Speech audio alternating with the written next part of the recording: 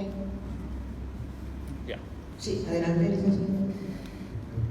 Muchas gracias, Clotilde. Muy buenas noches a todos. Estamos aquí en la jornada del cuarto foro liberal que vamos a desarrollar entre todos los estrategas del liberalismo clásico.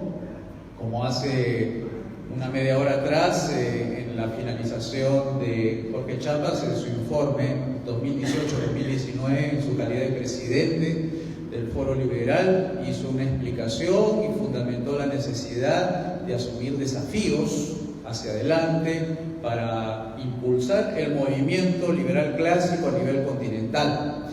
Y uno de esos desafíos era justamente la formación y también la información continua, que era algo importante tenerlo presente. Por eso el profesor Alberto Mansuetti hizo un inicio del Foro Liberal hablando de en qué contexto nos encontramos. En virtud de estas dos consideraciones, hemos creído conveniente ofrecerles a ustedes una presentación que hace un enmarque, o sea, un encuadre a lo que el profesor Alberto Mansuetti llama las 5 reformas y que todos lo hemos asumido con total compromiso dentro del movimiento las 5 reformas a nivel de nuestros países. Por eso voy a tratar, y ustedes serán los mejores jueces si esta ponencia ayuda a comprender esta idea de las 5 reformas y por qué las leyes dan justamente inicio a esto que consideramos sería el punto de salida hacia el capitalismo liberal, saliendo de nuestro punto de partida, que es el socialismo empobrecedor. Bien, entonces yo voy a lanzar una hipótesis de trabajo de la siguiente manera. Estoy presentando una comparación de 3 constituciones, la peruana, la paraguaya y la de Estados Unidos. Pretendo de alguna manera que debemos observar ciertos fenómenos jurídicos y económicos para que quede en evidencia, digamos así, una investigación a futuro de manera mucho más especializada para confirmar esta hipótesis. Y la hipótesis es que en la medida que tengamos leyes malas, vamos a tener mala economía. Entonces, repito la hipótesis, en la medida que tengamos leyes malas, vamos a tener mala economía. Esto no es una demostración de la hipótesis, pero sí nos presenta ciertos indicios a considerar una futura investigación. Miren la Constitución de Estados Unidos, Perú y Paraguay. Si ustedes miran los años de promulgación de cada una de estas constituciones, lo que ustedes pueden sacar su conclusión es que la constitución más antigua es la de Estados Unidos de 1787 versus las constituciones latinoamericanas, en este caso la de Paraguay y la de Perú, que son del siglo XX. 1993, caso peruano, 1992, la paraguaya. En cuanto al número de constituciones, en Estados Unidos tenemos que es una, mientras en el caso peruano son 12, en el caso paraguayo son 6. Además, el número de leyes que contiene su aparato productivo legislativo es, en el caso de Estados Unidos, tiene 11.955 leyes para gobernar a 325 millones de personas versus a 30.908 leyes en el caso peruano para gobernar a 32 millones o 31.2 millones de personas. Y en el caso paraguayo tiene 6.280 leyes que gobierna a 6.81 millones de habitantes. Si ustedes sacan un ratio de cada una de estas leyes dividido entre el número de habitantes, van a ver que el ratio es mucho mayor en el caso de los latinoamericanos, es decir, cuánto peso tienen las leyes sobre la población. Es mucho más alta en los países latinoamericanos que en el caso del país, en este caso de Estados Unidos. Pero la evidencia empírica nos muestra además que si ustedes ven los resultados económicos de estos 3 países, van a ver que en el caso estadounidense, que no es el mejor caso, digamos, para hablar del libre mercado, van a ver que el PBI per cápita es de $65.000 en el caso de Estados Unidos versus $7.000 en el caso peruano y en el caso paraguayo de $6.000 $230 por habitante, ¿no? Entonces, no digo que esta es una demostración, pero sí nos da pie a hacer una investigación mucho más profunda de la forma como afecta tanto el número de leyes como la calidad legislativa de estas leyes. Que eso es una investigación que podría iniciarse a partir de aquí de los 5 reformistas presentes, cada uno de sus respectivos países, y averiguar el peso que tiene estas leyes tanto a nivel cuantitativo como a nivel cualitativo, que esa es la parte mucho más compleja, porque hay que elevar ciertos estándares para poder normalizar y decir, bueno, una mala ley es a partir de una calidad regulatoria de esta manera. Bueno, establecer ese patrón requiere fundamentación teórica y una contrastación empírica para confirmar la hipótesis. También averigüé un poco de los regímenes económicos que existen en los 3 países, y en el caso estadounidense, como ustedes saben, no tiene régimen económico. A lo más, lo que pueden encontrar ustedes en la Constitución de Estados Unidos es el artículo 1 y la sección 8, donde dice lo siguiente: el Congreso se va a encargar de regular el comercio. Y no encuentras dentro del texto de la Constitución de Estados Unidos una palabra que diga economía. Lo buscan con un buscador en Word y no van a encontrar dentro de la Constitución de Estados Unidos algo que diga economía. Y menos que pueda decir otra palabra que se llame mercado. O sea, y en el caso de las constituciones paraguayas y peruanas, en el artículo 110 de la Constitución paraguaya dice: toda persona tiene derecho a dedicarse, y en amarilla dice: la actividad económica lícita. ¿Y qué pasa si el gobierno declara de forma ilegal una actividad económica que ahorita es lícita? Prohibir Uber. Miren la ventana de oportunidad que tiene el gobierno para poder prohibir una actividad económica, porque aquí el tema es que el gobierno es el que puede prohibir, ¿no? Por eso lícita, esa palabra lícita entra cualquier cosa desde el punto de vista político, ¿no? Como se maneje según el ambiente en que se desarrolla.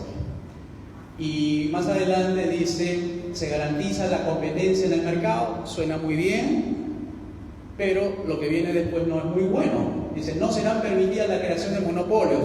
Desde el punto de vista austríaco sabemos que los monopolios creados desde los consumidores para nosotros es una virtud del mercado. Y el alza o la baja artificial de precios. Vamos entonces a definir qué cosa es artificial, ¿no? O sea que aquí también hay mucho, le da mucho pie al gobierno a hacer este tipo de intervenciones, ¿no? En la Constitución peruana, la iniciativa, en el artículo 58 dice: la iniciativa privada es libre y punto seguido se ejerce una economía social de mercado.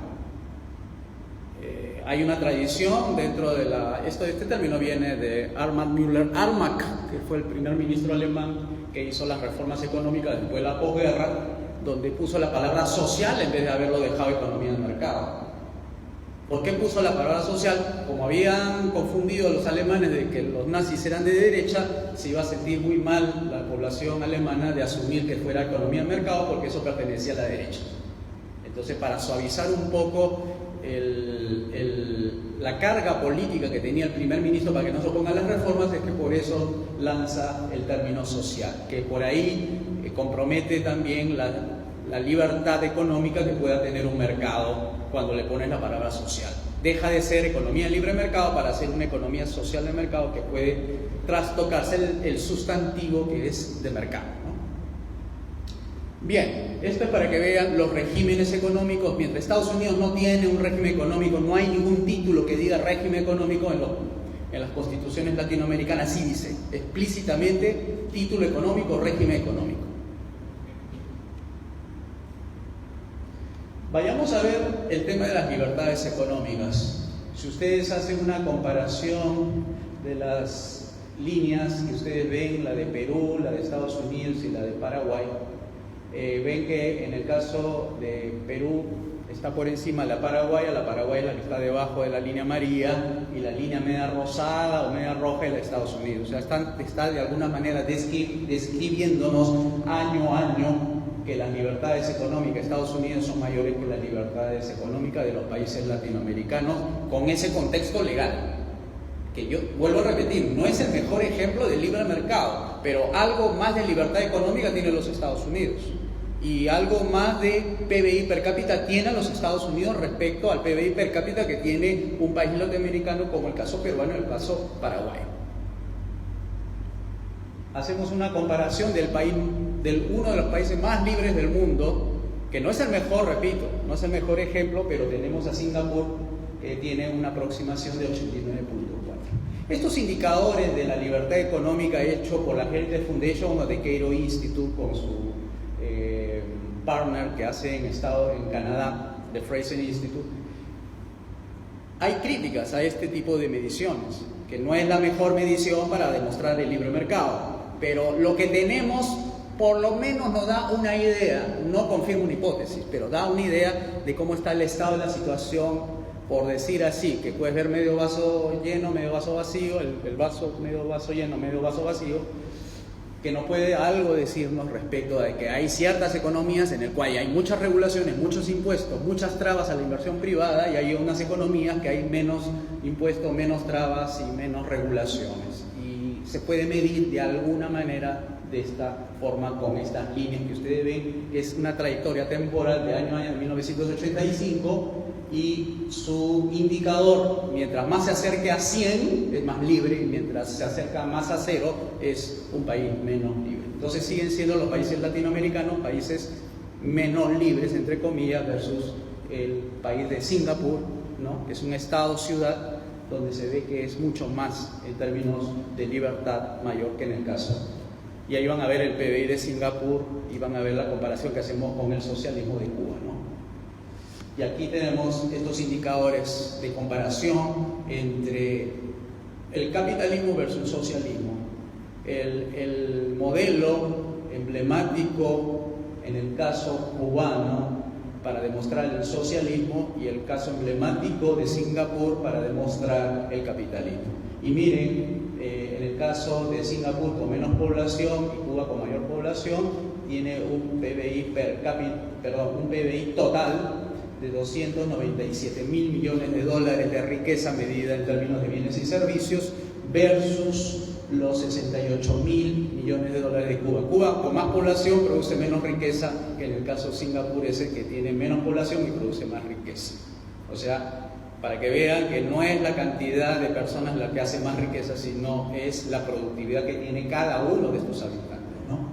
El PBI per cápita en el caso de Cuba está por los 6.000 dólares versus 55.000 de Singapur. Expectativa de vida andan por casi empatados. La mortalidad infantil es menor en Singapur, en este país capitalista, versus al socialismo de Cuba, que es 77 de 3 de Singapur contra 7 niños que mueren por cada 1.000 habitantes. La alfabetización, bueno, Cuba se dice que es el mejor modelo, entre comillas, de alfabetización, contra Singapur 95%. Líneas telefónicas, en el caso de Singapur, salen 1.250 líneas telefónicas por cada 1.000 habitantes.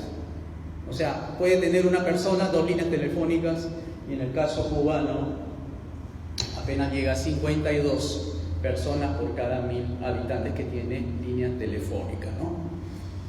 Igual en el número de peces, 31 peces por cada 1.000 habitantes versus 622 peces por cada 1.000 habitantes, ¿no? Está mejor interconectados un singapurense que un cubano.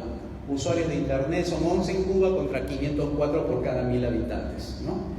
Entonces, estamos viendo cómo el capitalismo en términos cualitativos, vemos que es mucho más contundente en progreso, ¿no? en educación, en economía, en expectativa de vida, respecto a este caso de progreso en capitalismo versus el socialismo. Bien, vamos a ver otros indicadores, pero este ya es caso peruano. No he podido conseguir el caso paraguayo. La constitución anterior a la que tuvimos del 93 fue del 79. En la constitución del 79, su PBI, que ustedes ven en la primera línea, produjo 158.000 millones de soles de riqueza. 10 años después de la Constitución, ¿qué pasó después de 10 años? Con la Constitución del 79 apenas subió 159.000 millones de soles en riqueza. Cuando hubo el cambio de Constitución en el año 93, se probó después de 10 años. ¿Qué sucedió con la Constitución del 93 después de 10 años en términos económicos? Y ustedes ven en el PBI, en la columna 2003, es decir, 10 años después de la Constitución del 93, el PBI había crecido a 245.000 millones. ¿Y qué pasó? 21 años después de haberse promulgado la Constitución del Perú, el PBI creció de 245.000 a 574.000 millones de soles, es decir, las personas se enriquecieron con un cambio constitucional. Crecimiento promedio, igual con la Constitución del 79, en promedio se crecía en el año 79 3.1%. Sin embargo, en el año 89 decreció con 0.7%, o sea, menos de 1% de crecimiento. Con la Constitución del año 93, 10 años después de la Constitución del 93, se crecía a tasas de 8% anualizado. Y 21 años después, con la Constitución del 93, se crecía a 8.3%. O sea, las tasas de crecimiento comparativas con el año 79 era 2 o 3 veces más que lo que se crecía con la Constitución del 79. ¿Por qué se compara con la Constitución del 79? Porque era la Constitución más socialista que hemos tenido desde la República. Ahí se afianzó el modelo de planificación. Se decía en uno de los artículos después del 110, decía el Estado tenía la capacidad, tenía la facultad de realizar planes económicos. Así lo decía la Constitución. Se le da la facultad al gobierno para que pudiera controlar, planificar la economía. Y bueno, estos datos que ustedes ven de las reservas internacionales es totalmente trágico. Terminando en el año 89, las reservas internacionales que tenía el Perú llegaron a ser negativas. Y con la Constitución del 93, las reservas internacionales llegan a 61.000 millones de dólares, 21 años después de la Constitución del 93. Estos datos dejan algunos indicios que podrían hacernos suponer de que sería válido la hipótesis de que cambiando las leyes, en este caso las leyes constitucionales, promovería un mejor progreso económico. O sea, estoy poniendo ciertos indicios que podrían dar lugar a confirmar una hipótesis. Y cuando digo de forma de hipótesis, porque estoy siguiendo el método científico, digamos así, ¿no? Y esto abona a nuestra teoría de por qué la eliminación de las leyes malas podrían dar las 5 reformas, que es lo que estamos tratando de defender aquí. Pero por lo menos ustedes tienen ya indicios para despertar la curiosidad del público que nos escucha de que hay ciertas cosas que podrían ser válidas, pero hay que darle una sistematización para poder enfrentarnos a los académicos o a aquellos tecnócratas que quieren evidencia de las cosas que a veces sostenemos con mayor abundancia. Pero en el terreno político a veces no se requiere de mucho uso de estas cosas, sino tener bastante, ¿cómo se dice? Prolijidad, articulación verbal, discursiva, para poder ganar un debate político. Ya los técnicos, las personas especialistas, se encargarán de realizar las tareas ya procedimentales de validación de estas hipótesis que nosotros estamos lanzando aquí. Y aquí, seguramente esto le va a gustar mucho al profesor Alberto Mansuetti, es la parte legal de la ciudad del Cabo, donde vemos en el lado derecho la pobreza expresada en la tuburización de las viviendas en Ciudad del Cabo, en África, versus la opulencia de las casas que se encuentran en el lado izquierdo, donde son más espaciadas, menos tuburizadas y tienen más áreas verdes, incluso piscinas y todo eso. Pero se divide en una frontera, ¿no? Como ustedes ven ahí al medio. Otro caso de contrastación entre capitalismo es el caso de Singapur, que vemos arriba cómo era Singapur en los años 70 versus el Singapur de hoy. Miren esos cambios cualitativos en términos de progreso. Corea del Sur del año 50 contra Corea del Sur de ahora. Miren esos cambios. Aquí estamos sosteniendo de que el afianzamiento del capitalismo en Corea, en Ciudad del Cabo y muchos países africanos están conduciendo a evidencias empíricas que está a la vista de todos. Progreso material, es lo que se ve ahí. Isla Mauricio en África. Miren esto.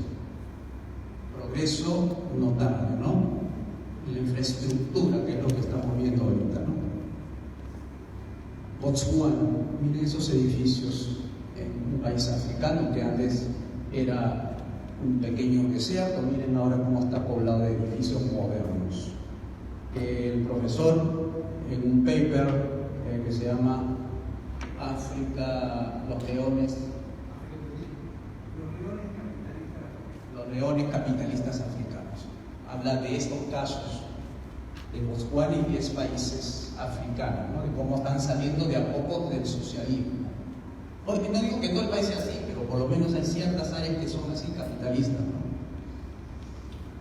Estamos apreciando la ponencia de José Luis Tapia en el primer día del cuarto foro de América Latina, La Derecha Levanta Cabeza. Bueno, esta es la parte ya propaganda de alguna manera para un poco evidenciar ciertas cosas.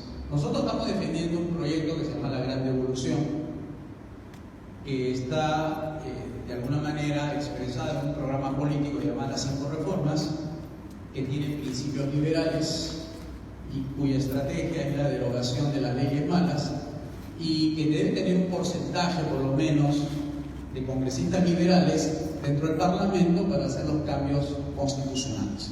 Por lo menos del 66%, 2/3, en nuestras leyes peruanas 2/3 puede hacer cambios constitucionales, por solamente tener mayoría en el Congreso. Y esto es la hoja de ruta. De aquí se parte en el punto 1 en las bases, es decir, la masa crítica que la podemos instrumentalizar en los centros de liberalismo clásico, en el Foro Liberal, la Academia Cristiana de Ciencias Políticas y los movimientos 5R de cada país, ¿no? Que van a buscar crear unas incubadoras, ¿no? de huevo a pollito, de pollito a gallina, ¿no?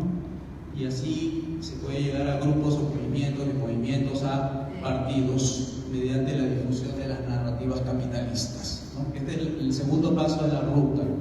El método FOCRA: formación, organización, propaganda, levantamiento de recursos y acción política directa.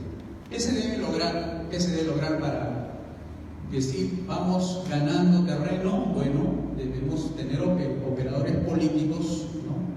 Luego crecimiento, visibilidad, que todo el mundo nos vea lo que hacemos, y luego los 3, 4, 5, 6, 7 puntos que tienen que ver con influencia, ¿no? en el escenario político, donde tengamos capacidad de movilizar, ¿no? a la opinión pública, movilizar, ¿no? Que significa expresión política en las calles. En el punto número 5 deberíamos lograr ciertos hitos, en este caso ganar una consulta popular, no necesariamente ganar las presidenciales, pero se puede ganar una opinión pública en base a una consulta popular. Ese es un mecanismo que hay dentro de la democracia, que está en algunas constituciones, no sé si en todas, no me consta a mí, pero que se podría presionar al gobierno, una vez que tengamos esa masa crítica, esa opinión pública movilizada, exigirle al gobierno que se le pregunte a la gente si está de acuerdo con las 5 reformas. No se necesita ganar ningún congreso. Acá estamos movilizando gente para decirle y presionar al gobierno: señores, la gente está pidiendo las 5 reformas, porque se han enterado del programa de las 5 reformas que lo va a llevar a la prosperidad. Y quiere saber las personas qué opina el resto de la población. Esta masa crítica que estamos hablando, que moviliza a cientos de miles de personas, crea una opinión pública donde los noticieros,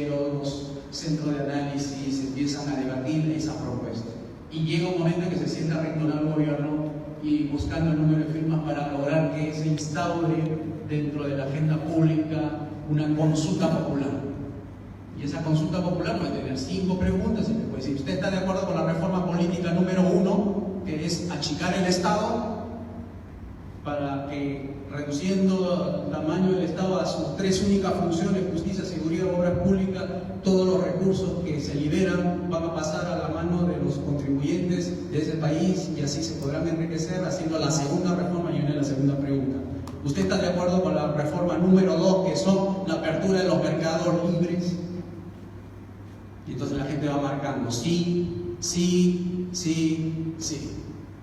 Y cuando recibe esa respuesta mayoritaria por el sí a las reformas las 5 reformas, entonces se lleva al Parlamento y empieza a hacer la derogación por presión política de la ciudadanía. Que eso no tiene calendario electoral, ¿no? Pero insisto, no es fácil, porque reunir la masa crítica requiere un esfuerzo considerable, ¿no? Pero no estamos sujetos a los calendarios electorales y tampoco estamos ajustándonos, si no estamos peleándonos nuestros espacios políticos como hace la izquierda todos los días. Todos los días la izquierda trabaja por implementar leyes. No espera un Congreso a su medida para hacer sus reformas socialistas. Todos los días presionan al Congreso para legislar. Decirle a los congresistas: mira, acá está la ley de prohibición del uso del plástico en las cañitas para el sorbete del uso de la bebida. Todos los días están introduciendo regulaciones, todos los días. Ellos no trabajan en calendarios. Entonces esto es una propuesta que podemos utilizarla para no desanimar a la gente, sobre todo, que hay que esperar mucho, 20, 30 años. Ya tú no conseguiste ganar ahora en estas elecciones del 2019, hay que esperar 5 años a que se cambie de presidente de Congreso para que se hagan los cambios de las reformas que estamos persiguiendo. O sea, 5 más 5, 10. Dentro de 10 años, entonces, no cuenten conmigo. Yo quiero que estas cosas a veces sucedan rápido. Porque a veces la gente es un poco impaciente y los resultados ya. Y podemos darle una esperanza en que podemos desarrollar nuestro propio calendario electoral. Y así los empresarios, al ver de que tú puedes ser protagonista político de tu país, de tu escenario, entonces dirán: sí, pues no necesito que esperar 5 años. Cuando yo veo gente muy confiable, que tiene la preparación y que puede llevar a cabo, toma, te doy $10,000. Porque sé que tú vas a llevar a cabo la derogación de la ley mala y nos va a favorecer a todo esto. Aquí nos vamos a empoderar todos. Entonces ya tú le estás dando una oportunidad de que no hay que esperar mucho para hacer reformas políticas como hace la izquierda todos los días, no espera calendarios. Ahí tienen entonces las reformas particulares que deben todos llevar a cabo una vez que se implementa la gran devolución, que es el paso 7 y el paso 8. Las 5 reformas ya deben conocer que se trata de una reforma política en aplicación del principio del gobierno limitado, la reforma económica, que es la aplicación del principio del mercado libre, la reforma educativa, de salud y pensionaria, que es el principio de la propiedad privada, que es la privatización de la educación con vouchers educativos para la gente más pobre que no pueda sostenerse por sus propios medios. Este es un poco el horizonte, el panorama. Hacemos un cambio político en la opinión pública para generar un movimiento político que lleve a elegir una mayoría congresal en cuya táctica nos debe conducir o cuyas tácticas pueden conducirnos a una derogación de las leyes como estrategia para generar una explosión productiva que nos dé prosperidad, de un cambio político a un cambio institucional, que es un conjunto de reglas. Entonces, ¿qué hay que hacer? En el caso peruano hay que derogar esas 30.000 leyes, en el caso de Paraguay 6.000 leyes, ¿no? Y hay que decir lo siguiente: la ley mala es la que premia o fomenta los malos comportamientos. y castigan o desincentivan los buenos comportamientos de la gente. Esa es una ley mala, ¿no? Y los principios y valores de una democracia son la separación de poderes, igualdad ante la ley, gobierno limitado más, propiedad privada, mercado libre, instituciones privadas separadas del gobierno. Así que las leyes malas que ustedes ven a continuación son todo este paquete. Actividades en relaciones productivas, todos los permisos, todas las leyes de control de precios, antimonopolio, leyes de empresas, leyes de propiedad intelectual, copyright, licencia de radio y televisión, a eliminarse. Impuestos y multas, impuestos excesivos, no todos los impuestos, sino aquellos que financian funciones que no le compete al gobierno. En moneda y banca igual, ¿no? Derogar la ley de banco, la ley de curso legal forzoso, o sea, la obligación de usar moneda nacional, la ley de bolsa de valores, seguros, ¿no? Eso está en el libro Las leyes malas. La ley de la discriminación, privilegio, aranceles proteccionistas, subsidios también se deroga. Leyes de crédito para la vivienda, está de moda.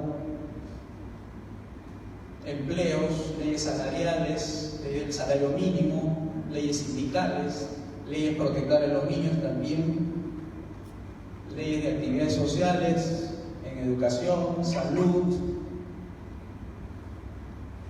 leyes de droga, ambientalismo, criminalidad, injusticia, todas aquellas que están en contra del desarrollo, también hay que derogar, como también esas leyes que buscan más la protección del victimario, ¿no es cierto?, que es la víctima, ¿no? Hay que buscarle dónde alimentarlo, dónde encerrarlo, con sus derechos humanos incluidos, etc. Y también tomar distancia prudente de todo lo que son tratados, protocolos y convenios internacionales de la ONU como OIT, FAO, UNESCO, Organización Mundial de la Salud, Programa Nacional de las Naciones Unidas para el Desarrollo, UNICEF, ONUDI, Fondo Monetario Internacional, Banco Mundial y demás. Y las leyes buenas están en los antiguos códigos: Código Procesal Constitucional, Código Civil, Código Procesal Civil, Código de Comercio, Código Penal, Código de Procedimientos Penales, Código Procesal Penal, Código de Ejecución Penal, Código de Justicia Militar Policial, Código Tributario. Leyes buenas. Repetimos, esta es la ruta del cual podemos aprender mucho de esto. Ya no hay más que pensar, sino ejecutar. Y para todos nuestros amigos que no son, digamos, muy conocedores, ¿quiénes somos nosotros? Estas son las reinstituciones liberales, los movimientos de algunos países, seguramente se me escapó algunos, y están las instituciones que ya ustedes han escuchado: Foro Liberal y Centro Liberalismo Clásico. Bien, hasta aquí me quedé. Cualquier pregunta estoy a su disposición para absorbérsela. Muchas gracias a todos por escuchar. Preguntas, a ver, Clotilde, su administración.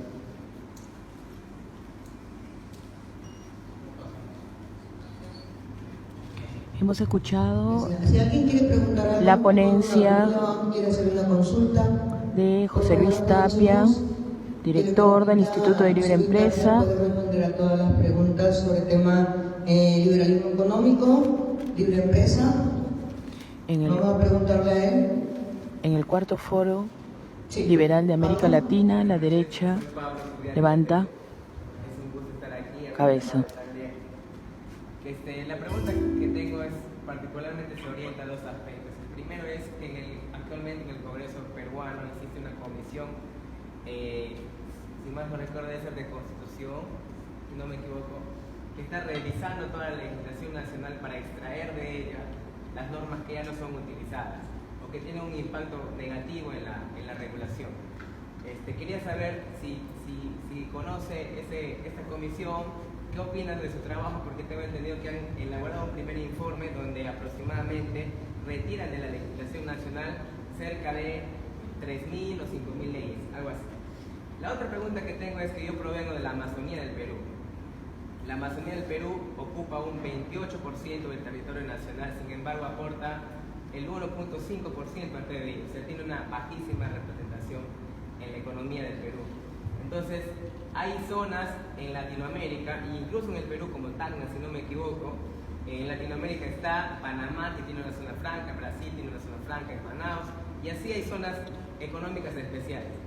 Quería preguntar si la estrategia de generar desarrollo en zonas donde existe mucha pobreza, porque en mi región el 40% de la población es pobre, sí es una buena alternativa, es una medida de economía política posible, factible, viable.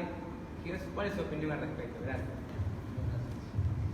Bueno, Pablo, gracias por tus dos preguntas. La primera es una comisión multisectorial que está evaluando las leyes, cuáles están en desuso, pero no es que las que deroguen las leyes malas. O sea, cuáles las que no están vigentes. O sea, algunas porque ya caducaron, otras porque se abolió la ley constitucional de desarrollo constitucional, esto es más bien un efecto legal. Son, como tú dices, algo así de 6.000 leyes, lo tuvo presidente Pedro Laichea, el congresista que tuvo a su cargo eso, pero es una comisión multisectorial de observatorio, observancia legal, algo así. Eso lo puedes encontrar, comisión multisectorial se llama. Y la otra es referente a si hay alguna oportunidad de desarrollo de la Amazonía con el uso de las... Ok. Justo una de las cosas que recuerdo que con el profesor habíamos tratado de desarrollar como una alternativa antes de las 5 reformas era la zona de desarrollo especial, ¿no? Si en caso no tuvieras esa oportunidad de poder conquistar la mente de la gente, ¿qué te quedaba como oportunidad? Bueno, quedaba en convencer que hagan una excepción legal dentro del zona de territorio nacional para que no se aplique la ley de la República, ya que las leyes de la República empobrecen normalmente las leyes malas de la República empobrecen normalmente a la economía como una zona libre. Entonces, toda la zona de la selva debería estar bajo una zona de desarrollo especial. Es decir, las leyes de la República no se aplican en esa zona, salvo de Fuerzas Armadas, Defensa Nacional y Justicia. Pero el resto no se aplica, solamente con un estatuto, si mal no recuerdo, de 10 puntos, y ahí estaban todos los principios que hemos hablado de las 5 reformas, mercados libres, etc. Hay un proyecto de ley, que creo que en uno de sus documentos del profesor está, creo, ese anexo legal, que se llama Ley de Creación de Zona Económica Especial o Zona de Desarrollo Especial o de Desarrollo Económico. Eso lo buscas en PDF y ahí está. O sea, es el proyecto de ley. O sea, que 5 congresistas de Loreto o 2 o 3 de la Amazonía van y presentan al Congreso por un tema de que como el gobierno no tiene suficientes recursos para poder atender las necesidades económicas y sociales de esa zona, se hace por excepción de 7 años a consideración de una evaluación para prorrogar, pero creemos que con 7 años ya se habrá desarrollado la zona amazónica, se haría excepción de la aplicación de toda la ley de la República, menos la de justicia, seguridad. Y ahí entraría un estatuto especial de 12 artículos, donde se le da libertad para que entren las inversiones de todas partes del mundo y empiecen a desarrollarse, etcétera, todo lo que tiene que ver con el desarrollo, la economía y todo lo que viene incluyendo la solución de la pobreza, ¿no? Bien, hay una pregunta más por ahí, creo. No, Luis, Sí,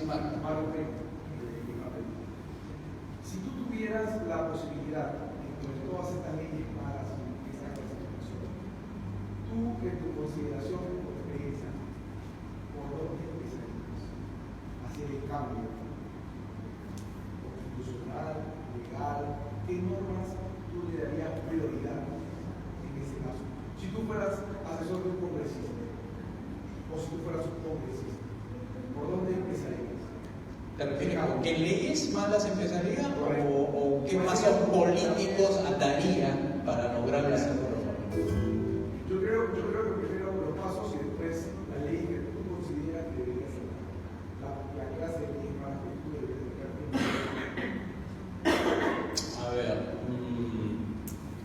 pasos políticos están en la hoja de ruta, lo que hemos visto, los pasos, está ahí.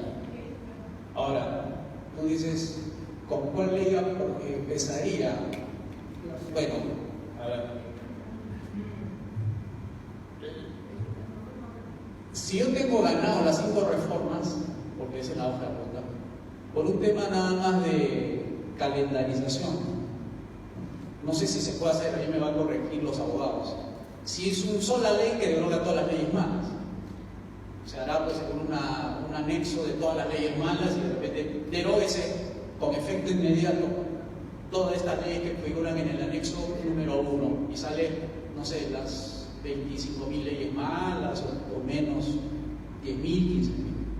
No sé si así se hace o hay que articular todos los artículos constitucionales para ir desarrollando por artículo y una lista aparte cada anexo.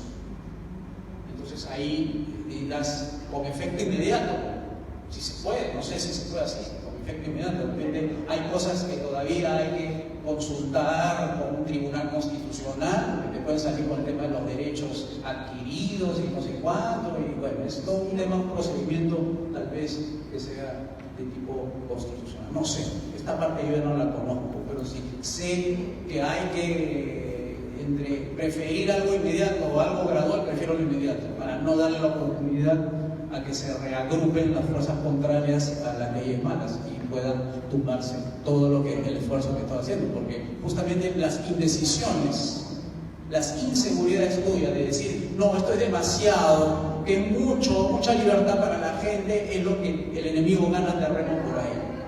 Tú tienes que ser contundente y radical. No puedes darle ninguna oportunidad de ventaja al enemigo. Tienes que ser contundente, tienes que destrozar cualquier oportunidad que tenga. Gracias. Yo quisiera aportar a la muy buena pregunta de su compañero Marco. Yo tengo formación jurídica y nosotros estudiamos lo que se conoce como la análisis de calidad regulatoria. Yo creo que actualmente en el Perú existe un gran número de leyes malas, pero de carácter administrativo. Y actualmente, enhorabuena, influenciados por el derecho anglosajón, cada organismo supervisor del Estado, por ejemplo, háblese OCITERMIN, OCITEL y de otra naturaleza, está implementando como parte de su estructura orgánica interna lo que se conoce como un órgano de control regulatorio, de calidad regulatoria. Entonces se están empezando a revisar todas las normas de carácter administrativo que imponen barreras burocráticas, que impiden el comercio, el ingreso a empresas, que amplíen más el mercado. Entonces creo que se podría empezar por ahí si es que queremos empezar a revisar la calidad de normas que tenemos en nuestro país a efectos de retirar las que son inútiles y que no sirven o contribuyen a las 5 reformas. Ese es el pequeño problema. Mira, yo lo añadiría así. Siempre que ese análisis de la calidad regulatoria no sea dentro de un proceso político, sino dentro de un proceso administrativo. Porque si tú lo pones en el lado político, entonces vienen justamente las objeciones de quienes se van a oponer, sobre todo los intereses especiales, ¿no? Que van a jugar una cancha política. El otro es un desarrollo propio de un procedimiento donde hace, digamos, un análisis particular, pero ya, digamos, se va a hacer la derogación de la ley. O sea, no hay vuelta atrás que dar. No ponerlo en el contexto político, porque ahí sí puedes arruinar el proceso político que se está desarrollando de forma normal, ¿no? Hay que evitar, exacto, que tenga una labor técnica, exacto, una labor técnica más que política. Nuestro papel es político, y la elaboración de la derogación que es primero, segundo, tercero, será la parte administrativa, procedimental, que seguramente también los intereses especiales se van a mover en ese terreno, ¿no? Tratar de poner acciones de amparo, algún tipo de acciones dentro del Poder Judicial para detener las reformas. Pero eso hay que preverlo, justamente hay que tener estrategias jurídicas, estrategias políticas, estrategias mediáticas, ¿no? Que sirvan para evitar que los procesos, si todo lo haces en el proceso político, de repente te frenan el proceso jurídico y de repente por una ley mal redactada pueda inclusive llegar al retroceso, ¿no? Yo había escuchado una vez, y aquí acabo, el tema de la pausa constitucional. Se puede hacer una pausa constitucional. Eso es una maniobra política interesante. No es que estás desconociendo la Constitución, porque probablemente dentro de las objeciones políticas dices, va contra la Constitución esto. Estamos en una situación de pausa, no de quiebre, como lo hizo los dictadores, ¿no? Que cierran el Congreso, sino utilizan la palabra pausa. Mientras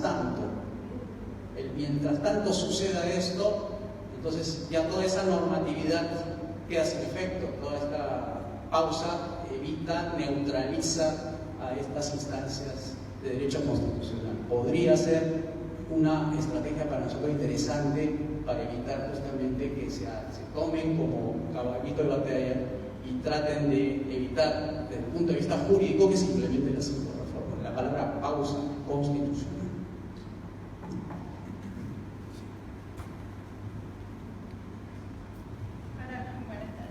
Paraguay es uno de los países que podríamos empapelar todo el país con las leyes que vamos creando día con día, ¿verdad?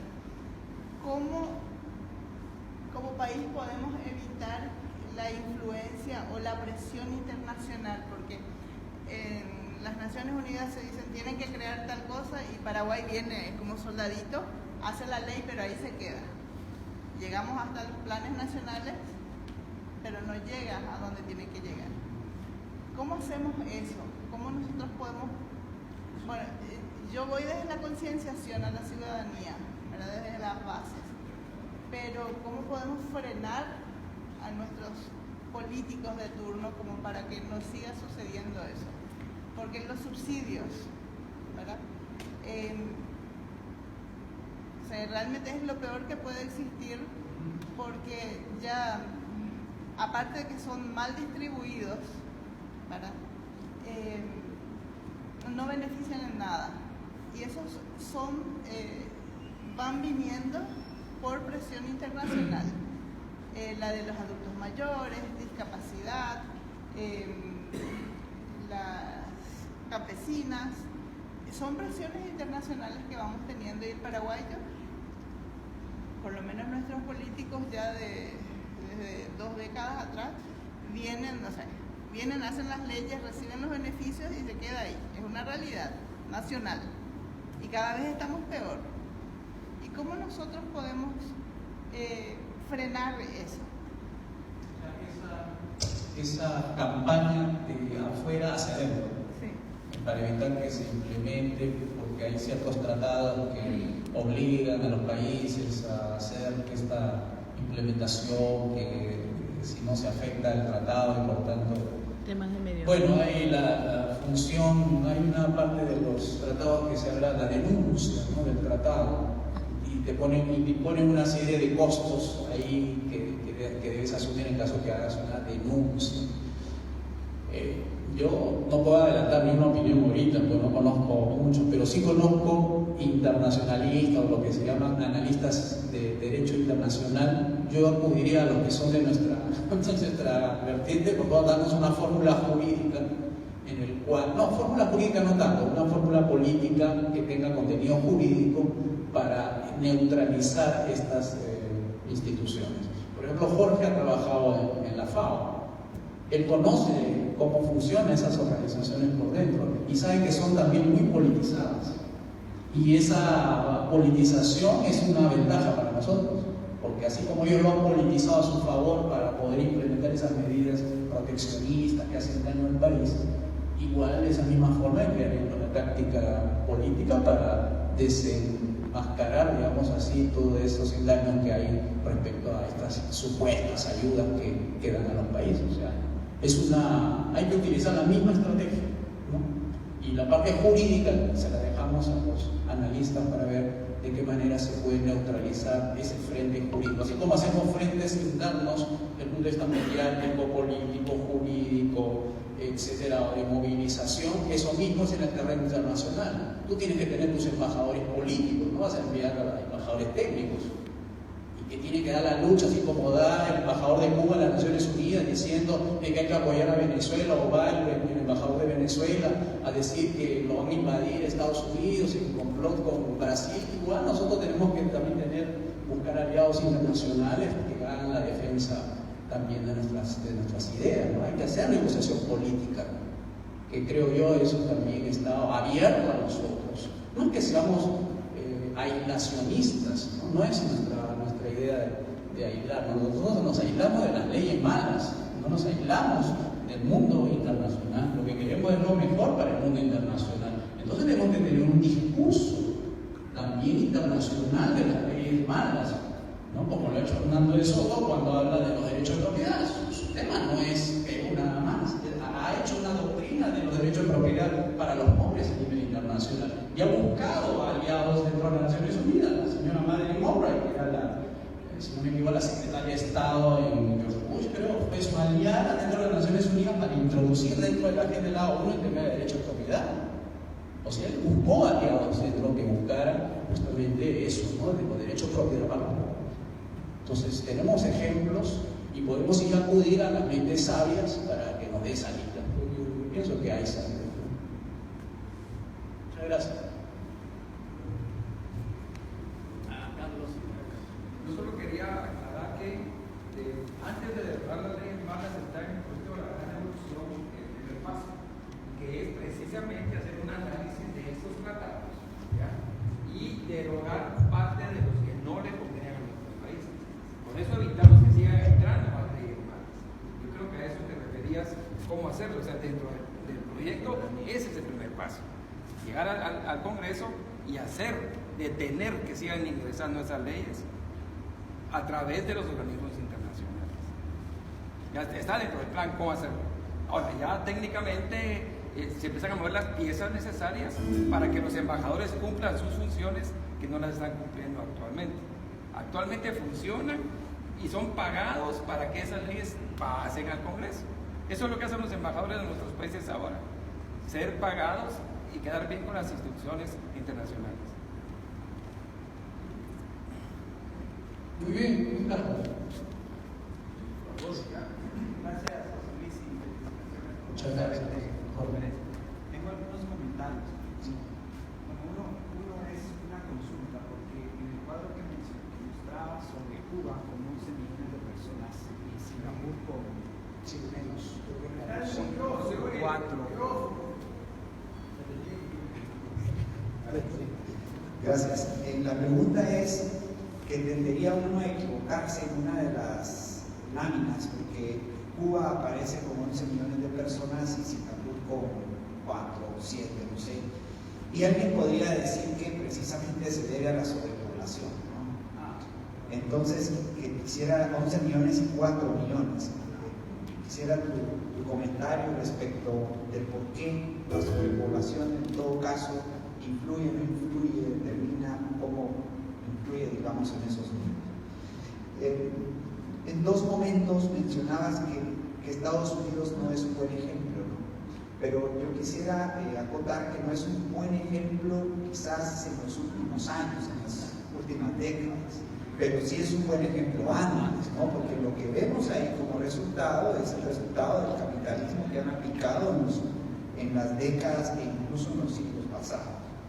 Tal vez tu comentario al respecto.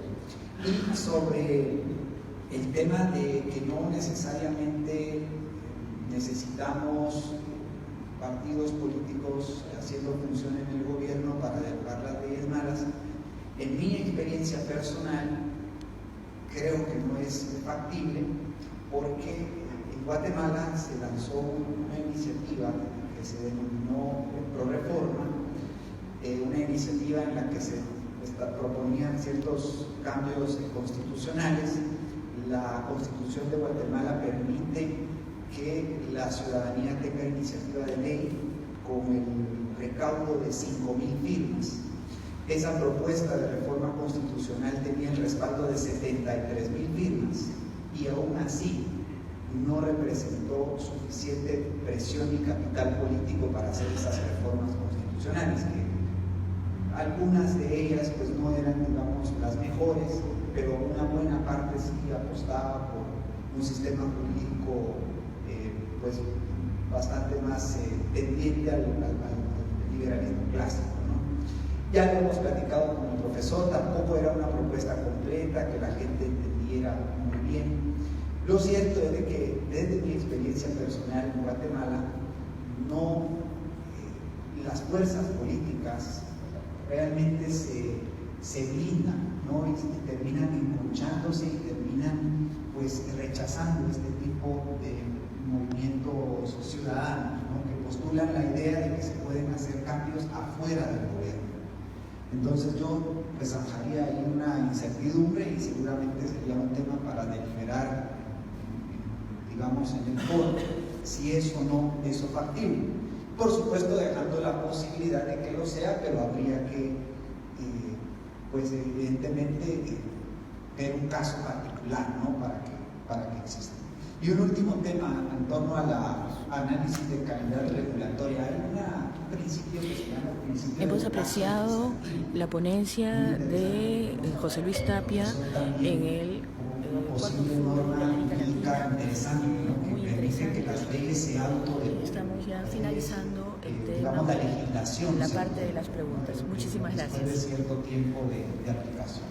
Ese es un principio que por ahí lo dejo, que puede ser un interesante análisis para